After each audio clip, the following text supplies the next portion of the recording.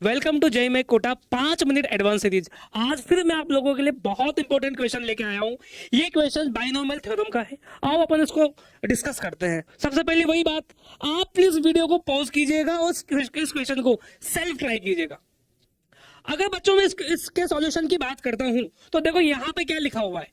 यहाँ पे कुछ क्वांटिटी लिखी हुई है। If 5 + 2√6 whole power n is equal to Z. Z बेटा यहाँ पर होगा इंटीजर। जेड मतलब यहाँ पे इंटीजर का काम करेगा ये। एफ मतलब होगा बेटा यहाँ पे फ्रैक्शनल पार्ट। किसकी बातें हो रही है यहाँ पे? फ्रैक्शनल पार्ट की बात हो रही है। अब आपसे पूछा है बताओ जेड की वैल्यू क्या होगी। अब देखो इस टाइप की प्रॉब्लम को सॉल्व करने का सबसे अच्छा तरीका पता है क्या है? देखो मैं आपको बताता हूं कि आप देखो क्या करो। गिवन क्या दे रखा है? गिवन बेटा आपको दे रखा है 5 + 2√6 होल पावर n। कितना गिवन है बेटा? ये जेड प्लस एफ गिवन है। इज इट क्लियर और नॉट? अगर ये आपको एक क्वांटिटी ये गिवन है तो एक बात बताओ मेरे को, जब यहाँ पे 5 - 2√6 होल पावर में n लूंगा तो इसकी वैल्यू भी क्या मिलेगी आपको? इसकी वैल्यू मिलेगी आपको फ्रैक्शनल पार्ट। सोच के देखो। तो यहाँ पे इस फ्रैक्शनल पार्ट को मैं एफ डैश नाम दे देता हूं, मेरी इच्छा है। हाँ या ना? अब देखो ये आपकी इक्वेशन 1 है बेटा, ये आपकी इक्वेशन 2 है। अगर इन दोनों इक्वेशन को मैं जोड़ दूं तो होगा क्या? अगर मैं इन दोनों को जोड़ दूं बच्चा तो यहाँ पे Z plus F dash is equal to, जैसे मैं इन दोनों को ऐड करूंगा तो यहाँ पे जितने भी ये नेगेटिव वाली वैल्यू है ना, जिसकी पावर और आ रही है सब हट जाएगी। तो बचेगा क्या? 2 टाइम्स ऑफ इवन एनसी 0। इसकी वैल्यू कितनी होगी? अरे 5 की पावर यहाँ पे n और यहाँ पे 2√6 होल पावर 0। अरे बोलो हाँ या ना? इसके अलावा और क्या बचेगा? NC1। n प्लस में क्या आएगा? NC1। यहां पे बेटा क्या बचेगा? 5 की पावर n-1। इधर बच्चा 2√6 होल पावर, यहां पे बेटा क्या आएगा? n पावर 1, सॉरी, है ना? ये बेटा चलता जाएगा।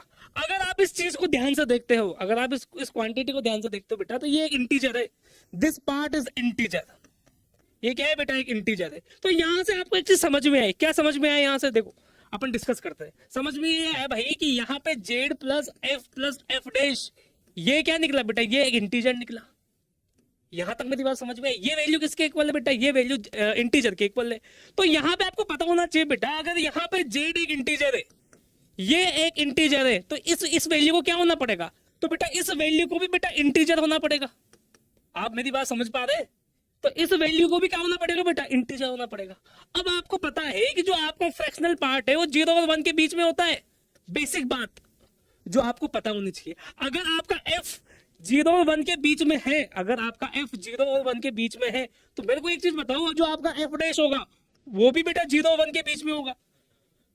बोलो ये सुन लो, ये बात सही है? अगर आपका f 0 1 के बीच में है तो f डैश भी 0 1 के बीच में होगा। तो अगर मैं इनको मिला के लिख दूं, मतलब इनको जोड़ के लिख दूं, तो अगर मैं बोलूं कि f प्लस एफ डैश कितना होगा, तो बेटा वो क्या होगा? 0 और 2 के बीच में होगा। तो यहां से एक बात समझ में आती है। समझ में क्या आती है? कि जो आपका f प्लस एफ डैश होगा उसकी वैल्यू बेटा 1 होने वाली है। बताओ यहां तक कोई दुख तकलीफ नहीं है? अब देख, जैसे बेटा मैं आपको बोलता हूं ना कि यहाँ पे जो आपकी वैल्यू निकल के आई थी, ये क्वांटिटी, आपने एक बार क्या किया? दोनों को जोड़ा। मैं चाहता हूं कि आप इन दोनों को एक बार मल्टीप्लाई कर दो। सर होगा क्या? देखो चमत्कार होने वाला है।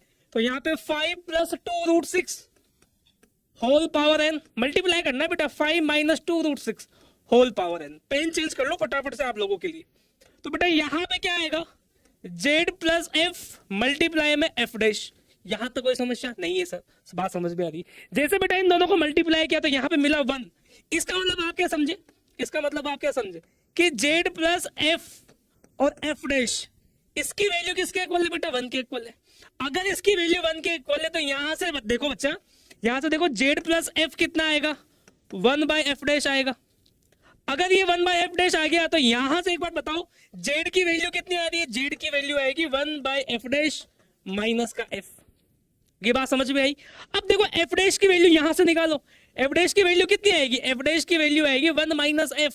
तो यहां पे पुट कर दो z = 1/1 - f माइनस का f। ये आपका final answer. Which option is correct? B option is correct. This is your final answer. Thank you so much.